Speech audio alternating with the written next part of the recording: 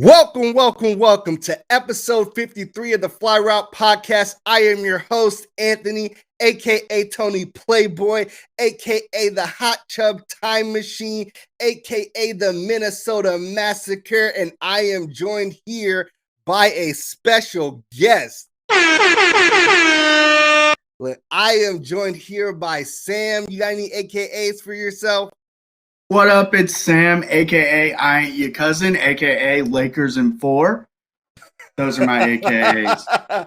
Look, put it out there, put the energy there now. We have an exciting show for you today.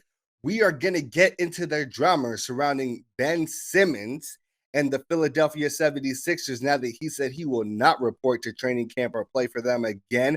We are going to talk about sneakers. Is it a social scam? And what tips and tricks do you need so you can hit more often? I am going to give you my 5 fly picks for the week going into week 3 of the NFL season. And last, but definitely not least, I'm going to give a big ballers bouquet to Akeem Hicks of the Chicago Bears.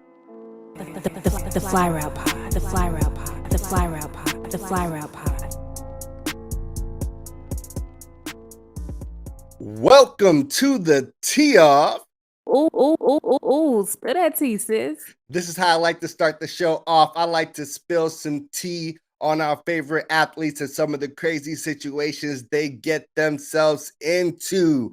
And today we got to talk about Ben Simmons and the Philadelphia 76ers. It is Woj certified. So that's how you know it's real. Ben Simmons says he will not show up to training camp. He will not play another game for the 76ers, and he is willing to sit out, take the fines, and everything else that comes with that now. Man, Sam, what are you thinking about this whole Ben Simmons situation? So I was listening to Woj a little bit earlier on the jump, and I think what's most interesting about the Ben Simmons situation is the question of who has the leverage, because they have Ben Simmons on contract for 4 years. He's not going to be able to sit for 4 years. But on the other hand, they're not going to be able to just exist with that hole in their franchise for the next 4 years, especially with Joel Embiid in his prime. They're in win now mode, which I think is the most important thing for a lot of like the proposed trade packages that are being tossed out there on Twitter and everything else. The Sixers are not in a rebuilding situation. They're in a position where they want to improve their team, and they have Ben Simmons, who is a star, not a superstar, who's willing to sit out for now and the immediate future, and we don't really know for how long. So really the question is, to me, can Ben Simmons afford the financial pressure of fines and everything else accumulating from sitting out? Or can Philly afford the pressure of questions every day by the media, especially if the team starts out a little bit slow? There's going to be immediate calls to move Ben and kind of cut their losses. I think Philly thinks they can still get a superstar or star-level player for Ben Simmons, and I'm really interested as to what you think the market is for Ben Simmons and the type of player they could get back, especially with us seeing him last perform being probably like the worst moment of his career. So I don't know what exactly his trade value is now. I'm interested to see what you think. So I think the market for Ben Simmons is definitely really interesting. When people talk about the leverage, they're like, once Ben goes public, says he's going to sit out and decide that he's not going to play anymore, all the leverage kind of flips to Ben. It hurts his trade value, and it makes things really difficult for the 76ers. But I honestly just don't see it that way. In fact, I think that because people know he has to be moved, all the first offers are definitely going to be low ball offers. But eventually you're going to get a bidding war. Like the tail end is going to get a bidding war involved, and bigger pieces are going to start getting moved. I feel like Philly has a good enough roster that they should not struggle to start the season without Ben Simmons, like Danny Green, Tobias Harris, obviously Joel Embiid. And like whoever they're going to play at the one when they don't have Ben, maybe we'll see a little bit more Matisse Thybulle or Shake Milton, etc. But like they just have a lot of pieces that they should be fine, and they just got to be patient. Ben can decide not to show up. Maybe Ben will take the fines, but you just got to wait it out because things will only get better as the season goes on.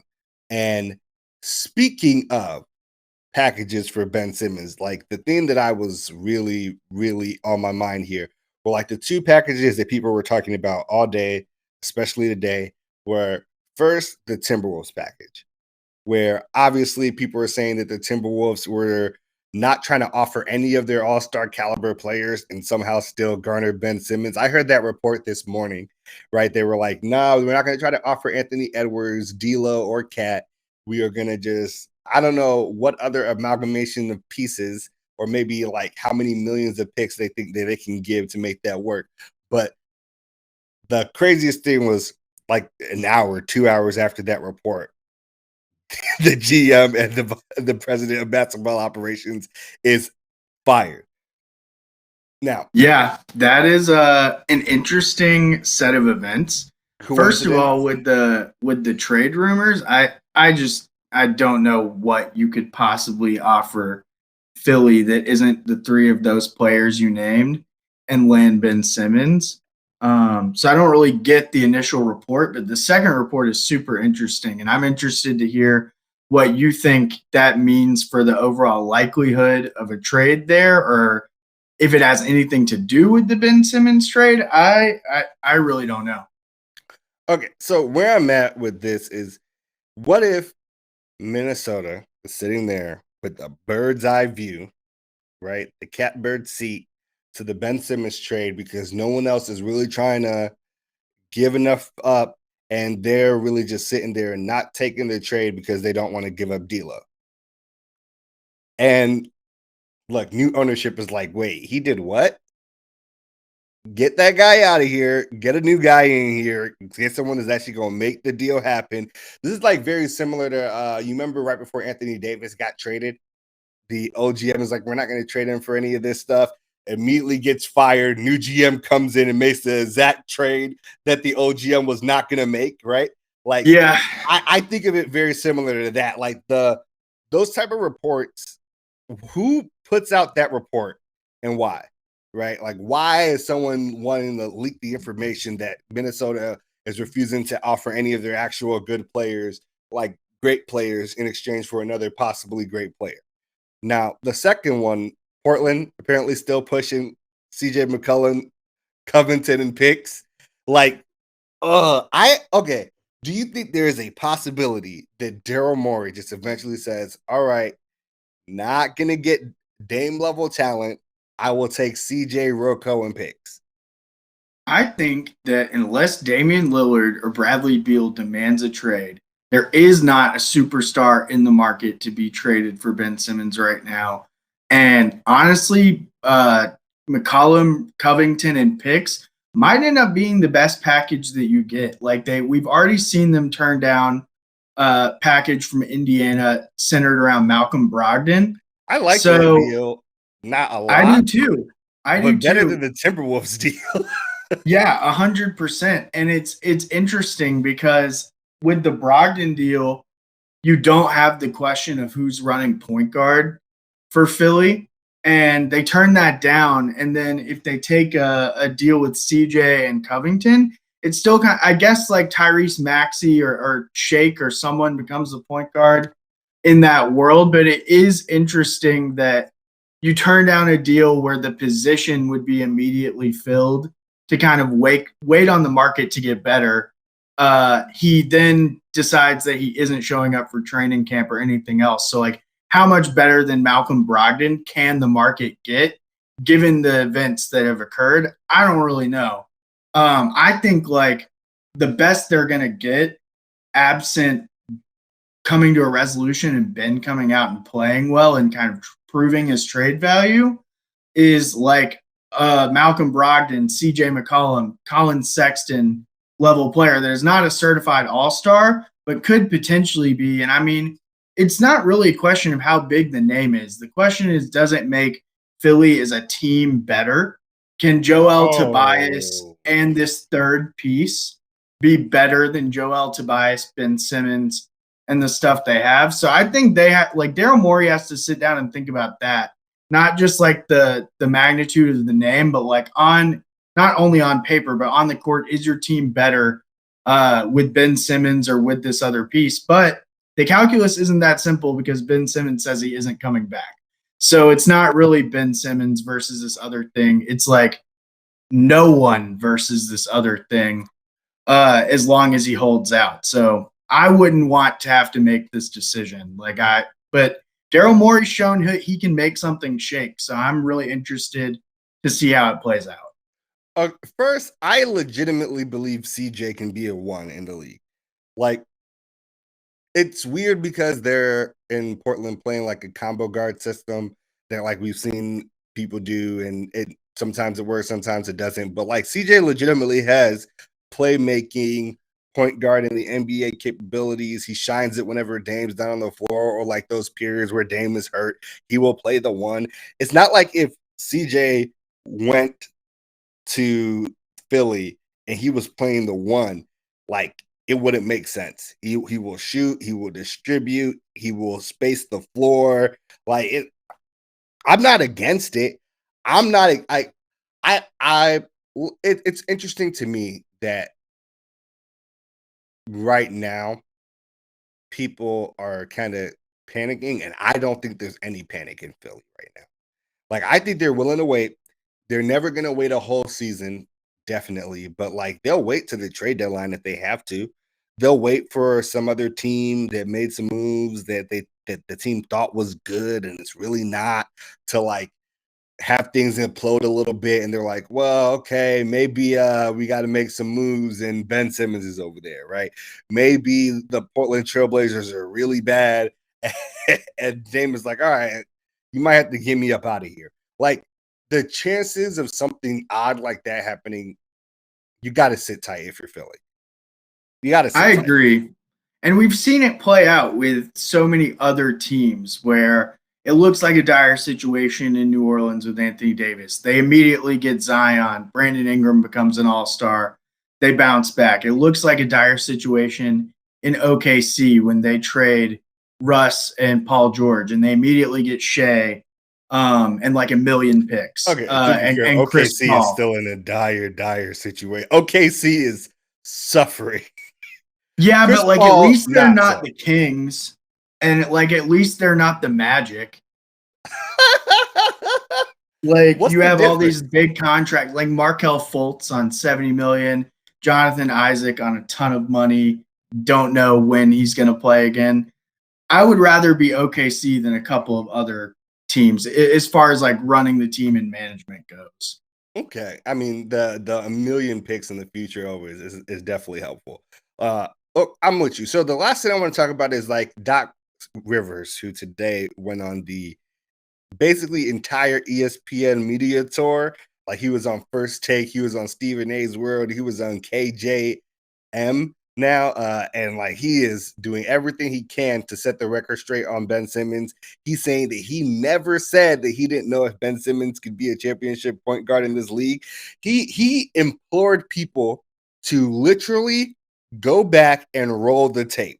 That is how strong he was capping on every show that would listen on ESPN this morning. And I was kind of shocked. Like, is there any chance that all of this backtracking, kissing Ben's ass a little bit, saying like all the nice things, does anything to shift or change Ben Simmons' position?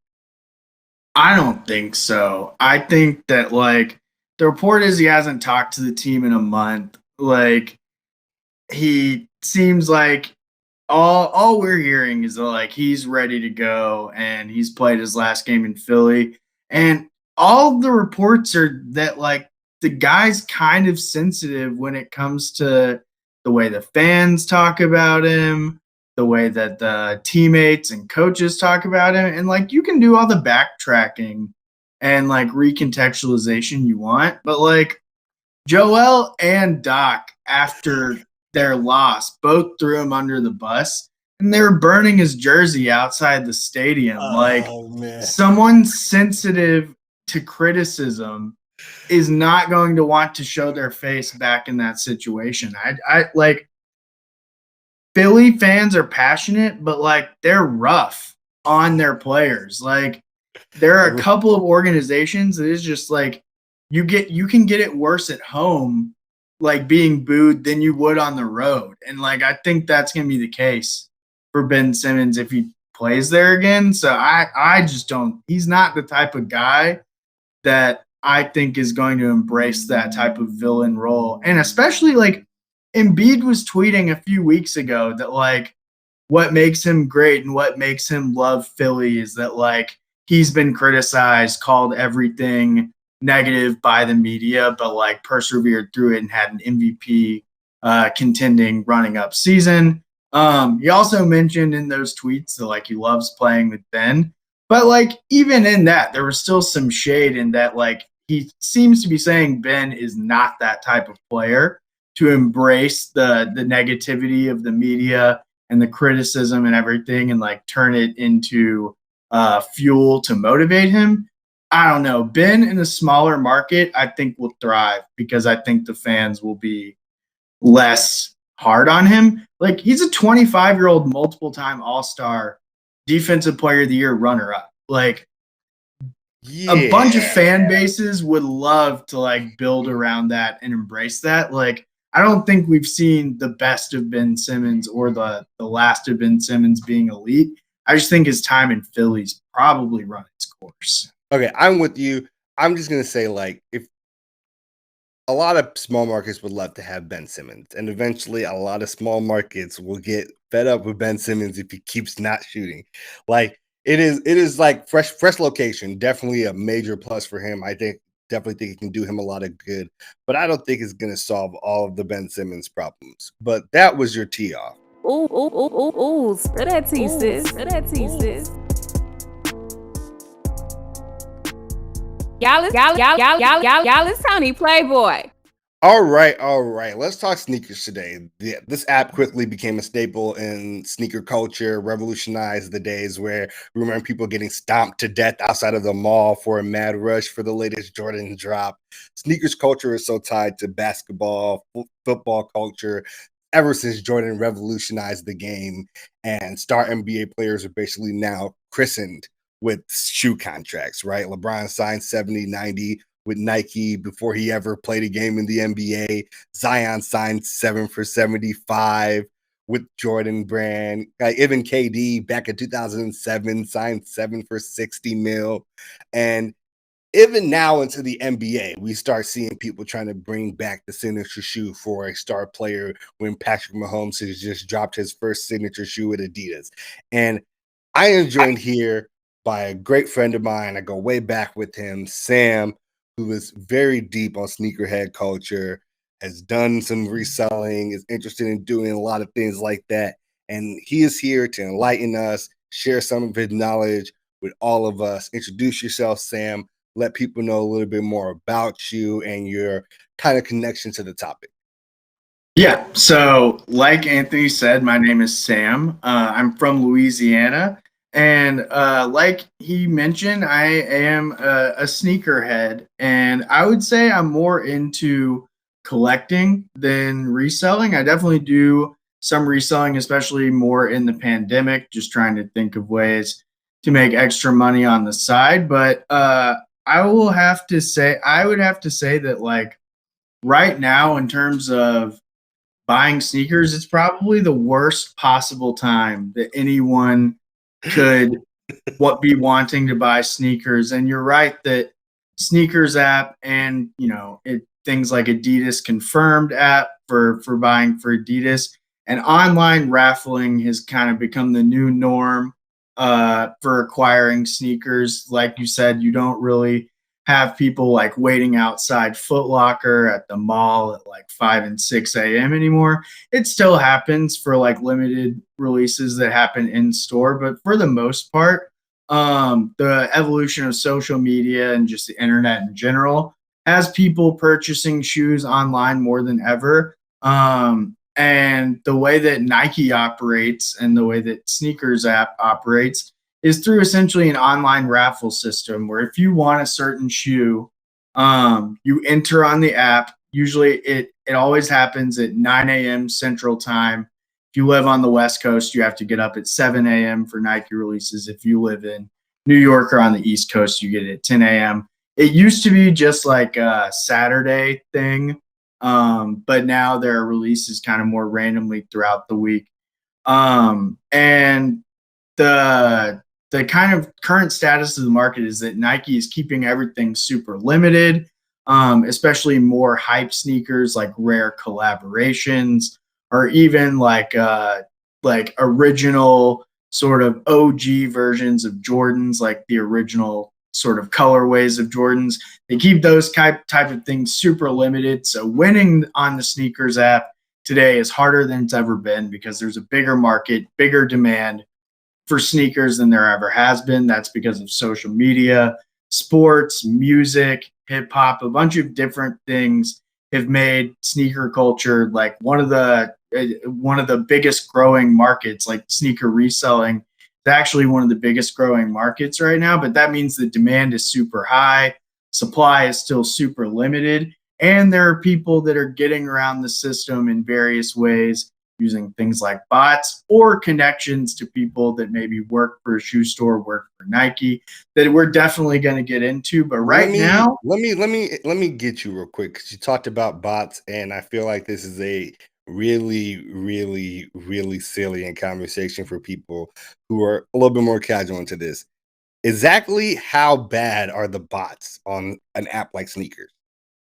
So it's really bad because essentially the way it works is they're constantly kind of updating the security of the app to try to combat the bots that exist now. But people are always developing new things, new software, and I'm by no means a tech person. So the way that they make them and everything like that is definitely technical expertise that's beyond me. But I do watch a lot of sneaker YouTube stuff, and I see people successfully using bots, especially for online releases for places like Stadium Goods or the Union Store. Nike Sneakers app is actually like I think relatively decent at filtering out bots and not getting everything taken.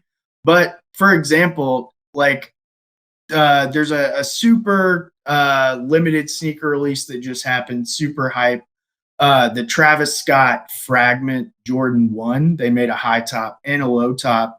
And the Travis Scott website released a lot of the high tops, and then the Sneakers app released the low tops. And I think the Travis Scott website was way more susceptible to getting botted. So people were getting like 80 and 90 pairs of the shoe, whereas the release on the Sneakers app, I think, was a little bit more egalitarian or whatever. Like people had more of a legitimate opportunity. So I like the sneaker bot thing is a real problem because you have people getting like 100 pairs of a shoe, and there are people that just want one pair to actually wear it. And there are people, taking all the shoes, and then the resale market just blows up because it's super limited. So you have people that just like want a pair of these shoes to wear them, but don't want to spend $500, $600 to get them. They want to get them for retail, but can't because people are botting these sneaker releases, and they're able to get like, sometimes it's like 2 pairs, 3 pairs, but I've seen it be up to like 80 and 90 pairs, especially of this like new Travis Scott Jordan. I think it was especially bad on Travis Scott's website. So it's really bad. Like it just makes, if you want to buy sneakers just to own them, it makes it really difficult because you really got to then know, if you're not using a bot, you got to know someone who is willing to sell you the sneaker for less than they could make just selling it to a random person on eBay or something like that. And you got to work to make that connection. That makes sense. So what about the average person who's like doesn't have a bot, doesn't know somebody whose mom may be high up at Nike and is using all her shit to build an empire of selling shoes. Like, what do you tell like the average person? Like, what are your main tips or tricks to hit more often on the sneakers app? So there are a couple of different schools of thought, a bunch of good sneaker YouTubers that have made content about this. So if you want to look into more of that, Kais Omar, Qias Omar, Omar. He's a sneaker YouTuber who's made a bunch of content about just using the sneakers app. So I think if you look up his name and sneakers app, you can find a lot of the stuff that I've watched. But to just like briefly break it down, essentially the theory is that the more you use the sneakers app in your daily life and just look at the content, like let me just pull it up real quick to give an example. Nike will put up a bunch of stuff like little videos you can watch, similar to like an Instagram story or a reel or something like that. So you'll see that like there's this thing called the story of the dunk, and you just go to the homepage and click it, and there's this like kind of video. And so I click on this stuff and just set my phone down and let it play through. I put it on like the lowest volume and we'll just put my phone down and let the sneakers stuff play through. And especially if I'm trying to hit on something like I know something's coming out this week, it tells you like when stuff is coming out, so you can set an alert on your phone on the app and it'll let you know. But especially if you know you're going to use the app that week, I think using it for like 20 to 30 minutes a day, just having some of that stuff running on your phone, going through liking certain shoes, because you'll see on like the upcoming releases tab, you can go in and kind of like add it to your favorites, just interacting more with the app. Because essentially it operates on an algorithm. They're trying to get you not only into buying sneakers, but into using the Nike product as a whole. They're trying to get you addicted to kind of just consuming everything Nike. So interacting with the app a ton is one good way of increasing your chances. And one thing I've heard kind of mixed reviews on, but is like maybe worked in my experience, not a huge sample size, but making a new account every now and then, because there's a theory that they will give you an early win on sneakers app to kind of get you coming back. And the third thing you can do is just have multiple devices. Enter on your phone, on your computer. You have a roommate, use their phone, their computer, as many devices as you can use, but for each device, you need a different payment method to make sure Nike isn't filtering you out as a bot. If you're using the same credit card from like multiple different devices, they're actively trying to filter out bots from doing that. So for example, if you have a credit card, a debit card, and PayPal, you would want to use those 3 different payment methods on your 3 different devices. And those are just kind of 3 ways that you can increase your chances. There's no magical sort of algorithm or spell that you can do to make it hit on sneakers app, but there are things you can do to maybe increase your likelihood a little bit. And you got to just have some luck. Like you hit on random stuff. From my experience, you hit on what you don't want and you can resell it, but anything you want personally, you're not going to hit on. So just think to yourself, you're going to resell anything and maybe that will work. I've never hit on sneakers app on anything I wanted personally, but I have hit on stuff that resold decently. So, I mean, it is worthwhile and I'm going to keep using it. Okay. I got one of my final questions here for you. Let's eliminate PJ Tucker. Who has the best shoe game in the NBA? That's tough. Right now, I think Devin Booker has a good argument. He has a lot of Kobe exclusives that a lot of people don't have access to just from his deal and knowing Kobe personally. Someone that also has a really good shoe game, Amon Shumpert. His shoe collection is pretty solid. And retired player, not active, but his shoe game is always fire, Steven Jackson. shout out to All the Smoke. He still has his Jordan deal, and they still send him stuff. So Steven Jackson's always wearing something fire. Okay, last question on this is who has the ugliest signature shoe collection? I hate to say this, but Steph, like Under Armour just isn't it. Ooh, okay. I was gonna say Donovan Mitchell. The Donovan Mitchell Adidas are ugly. That's a fact. That's a fact. Ugly. The Dons. Oh my god. Yeah. Oh, Jason Tatum dropped a signature like Jordan like 27 or like one of those really high numbers that no one wears that was like ridiculous a couple of months ago. Like one of the ugliest things I've ever seen. So I would say Steph, but he probably got the bag from Under Armour because I have no idea another basketball player that has a signature shoe for Under Armour. So it was probably a good financial decision. But yeah, I think those do not move off the shelves very, very quickly.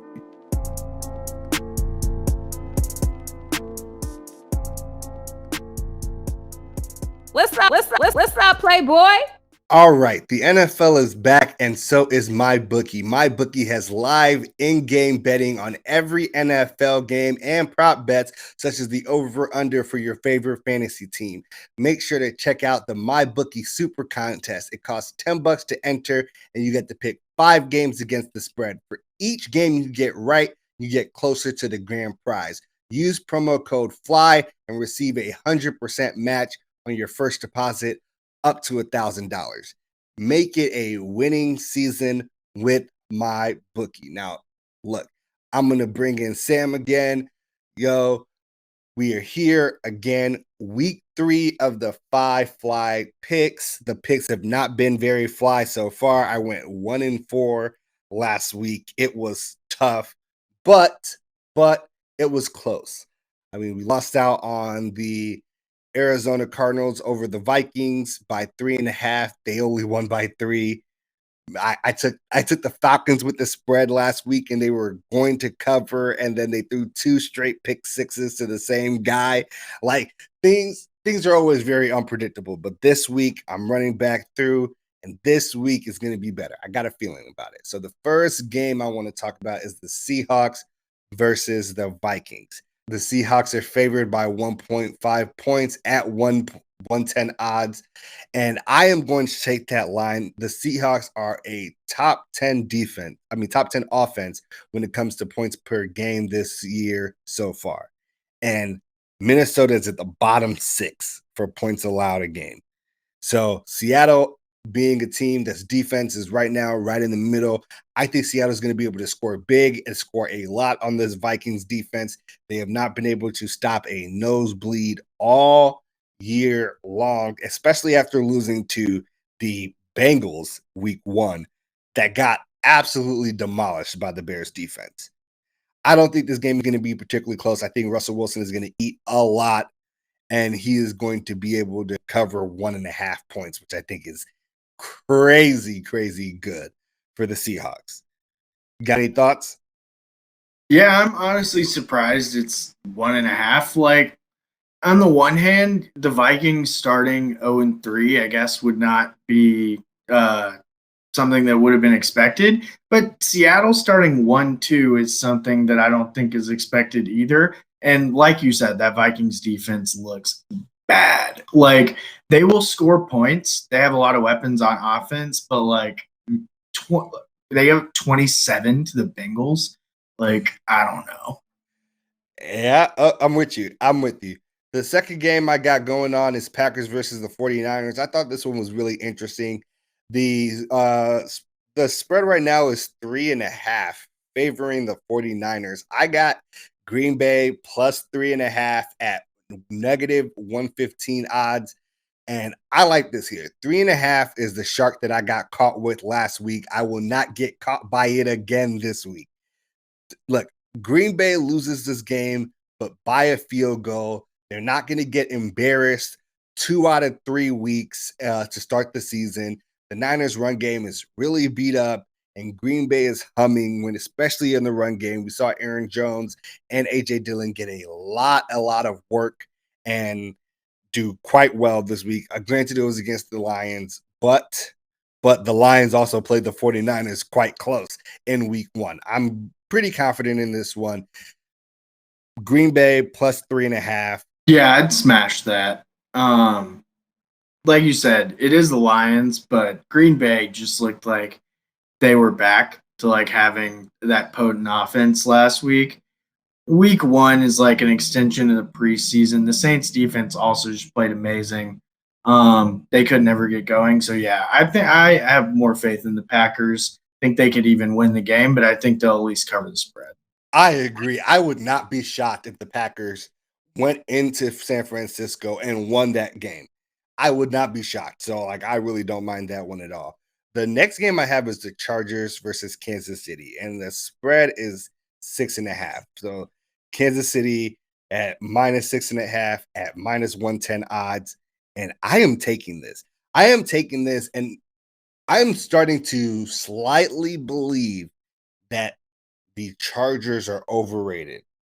They might have been the most overrated team going into this season. Justin Herbert is as advertised, but this team might not be. The Chargers are top 10 in defense when it comes to points allowed a game so far, and they made Dallas's firepower look small last week, winning a really low-scoring game, 20-17. That was another one that I missed out on.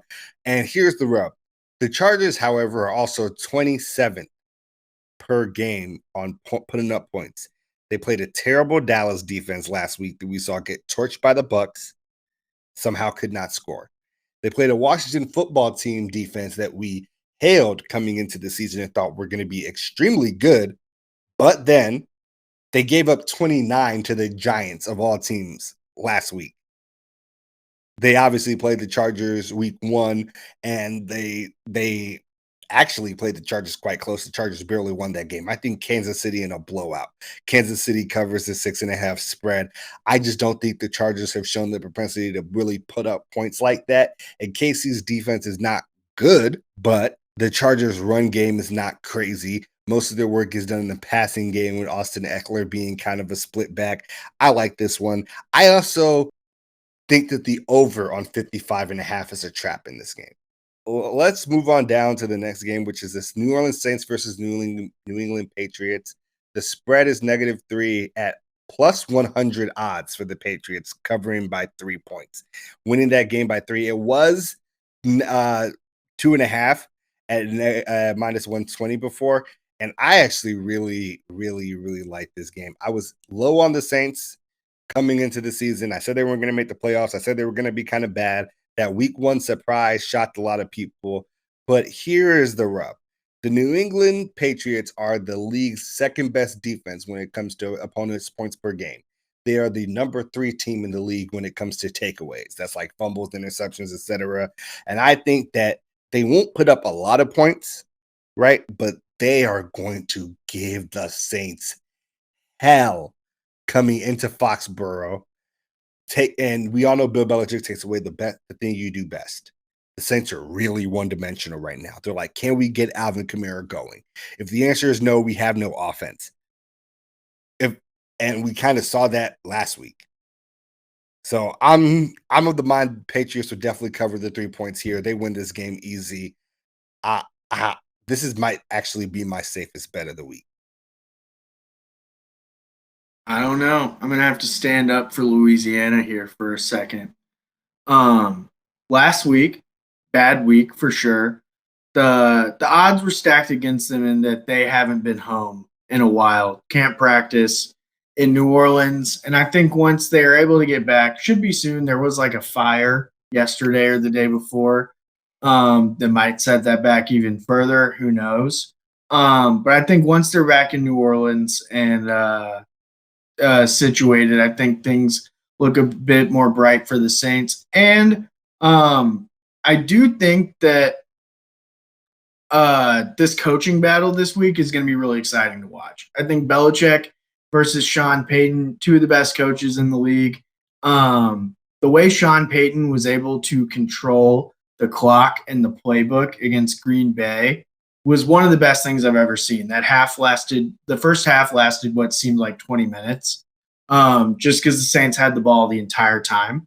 So if they're able to do sort of a similar approach against New England, hold the ball for a really long time and keep New England to a low score, I think they could edge it out. But I don't disagree with anything you're saying. As far as like New England's defense goes, they're great. And if Kamara doesn't get going, I think the Saints will have a tough time. I just think the likelihood that he maybe gets it going could happen. It would be tough for him to take out 2 weeks in a row. All right, the last game in my five fly is the Miami Dolphins versus the Las Vegas Raiders. And I really did not want to take this game at first, but the Raiders are favored by 4 points at -4 at -110 odds. And I don't believe in the Raiders yet, but God, the Dolphins are a mess. We know Tua's out. They got Jacoby Brissett in. He's a backup, and I don't have much faith against him right now. The Raiders' defense has looked a lot better than anybody thought it would look, and the Dolphins' offensive line, who not many people, I won't say no one, but not many people thought would be good, looks significantly worse than advertised.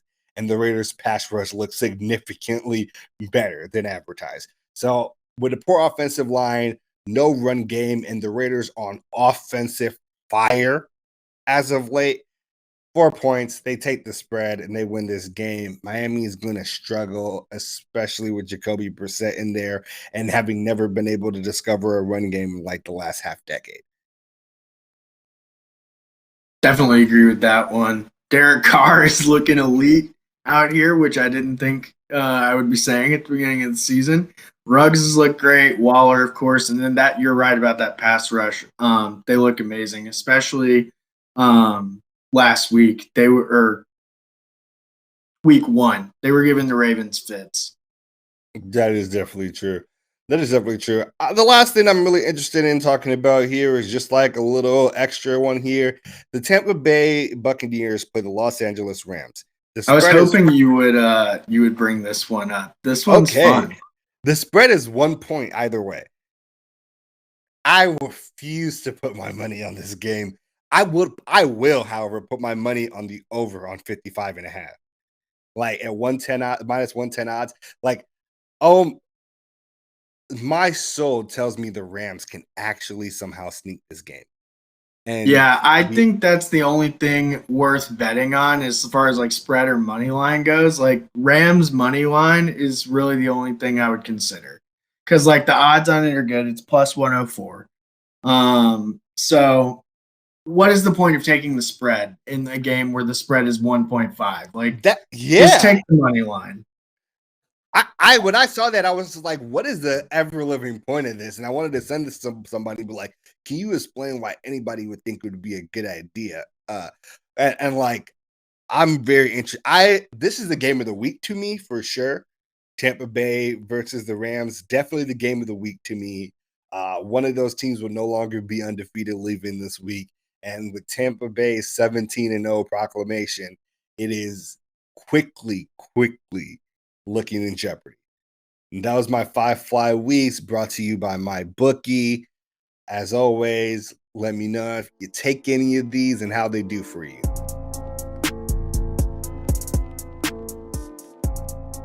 Damn, son, where'd you find this? All right, let's talk about the current state of the NFL. A lot of teams are 2-0, a lot of teams are 0-2, but all wins are not created equal. I got Raiders fans in my comments from videos from like 4 months ago talking about how they have 800 yards over 2 games, how they're 2-0 and the Raiders are back, and how my pessimism was very, very, very wrong. And I'm interested because fans sometimes act like their team is reborn too early in the season, and fans sometimes act like the sky is falling too early in the season. And right now, the Rams, Cardinals, Panthers, Broncos, and Raiders are all 2-0. If I told you 3 of those teams did not make the playoffs, you would not be surprised. So I want to talk about the 2-0 teams and the 0-2 teams and which 2-0 team that I think is most likely to disappoint and miss out on the playoffs, and which 0-2 team that I think has the best chance of submarining the league and being able to crawl their way into the playoffs. So I want to start with 2-0 teams. Sam, is there a 2-0 team right now that has you thinking this is fool's gold? So I do like this team, but I will say Denver. Mm.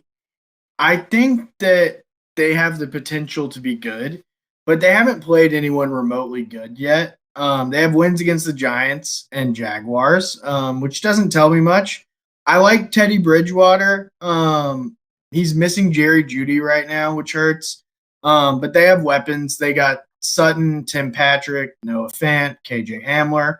And they're playing the Jets this week, which they probably should win. But again, I won't know much because of that win. They have a hard schedule starting in week 4. They got the Ravens, Steelers, Raiders, and Washington football team, and Cowboys 5 in a row. I think they're going to lose most of those games. So that's you think why they I have can to leave say week 8 3-5. they 4 could 4. like maybe 4-4, but like I think it's going to be a rough stretch. Okay. I like the Denver Broncos. They were pretty high up on my list, but for me, I think it's the Carolina Panthers. And I like the Denver Broncos, but I believe that defense would travel. And the part of that team that is, I would say, maybe more speculative is the offense. But I feel like their defense will travel well throughout the season. The Carolina Panthers on the other end, for me, very similar to the Denver Broncos. It's like, well, who did you beat? Well, we beat the Jets, right? And then we beat the Saints. And maybe people will say the Saints win counts a little bit more, but I am of the mind that this Carolina Panthers team is just a little too young to get it done just yet. And while they're doing really well early, their back end of their schedule is really tough. So we're talking about the last 10 weeks.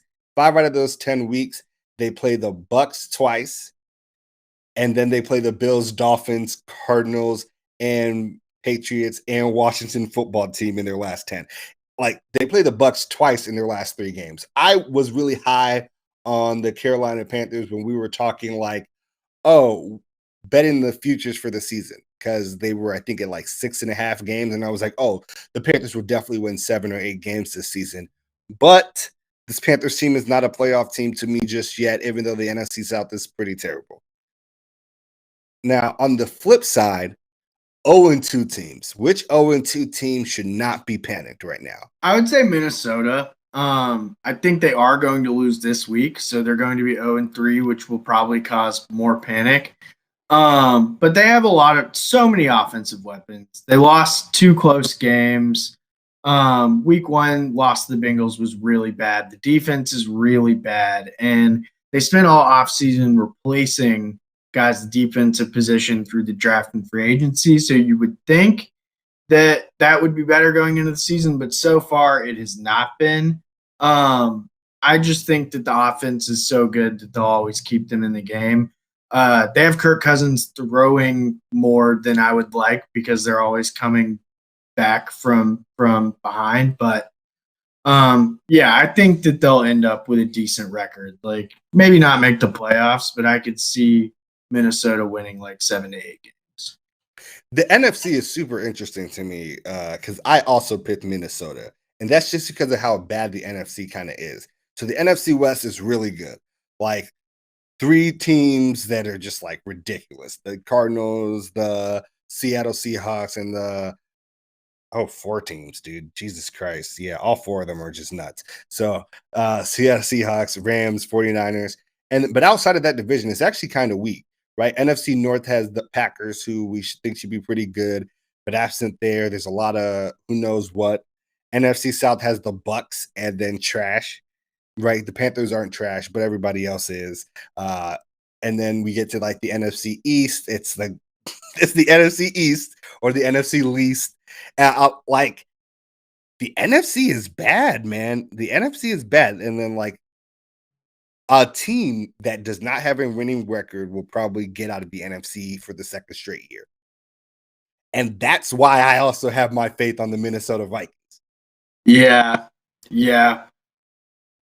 I don't 'Cause know. Yeah, the NFC is if there's someone that could get out of there with a losing record, I think Minnesota could be one of those teams. unless the NFC West clears all 4 teams into the playoffs from the West, I think a team with the losing record might get into the playoffs again. Unless the Eagles are like way better than projected, or a team like that. Or like the Washington football team or like Dallas, one of them could have a record that's up there and possibly get in second. But it 17 games, a lot left to be played. The Colts were my honorable mention, but Carson Wentz has 0 ankles. So I Same. don't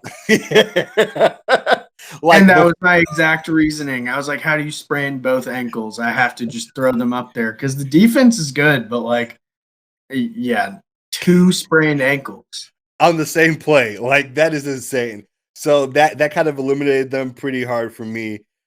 Puts them out of the contention pretty fast. But those are the teams that I really think, and that's a really big one for Minnesota, that we both think they're going to go 0-3 and still have the best chance of the no-win teams to actually make something happen.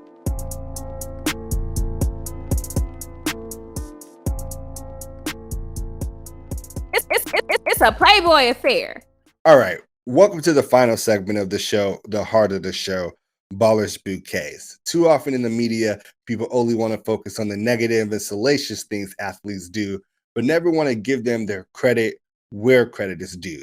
But here, we like to make a change. And this week's Ballers Bouquet goes out to Chicago Bear defensive lineman Akeem Hicks, who gave over 100 pair of gym shoes to foster children on the south side of Chicago this week.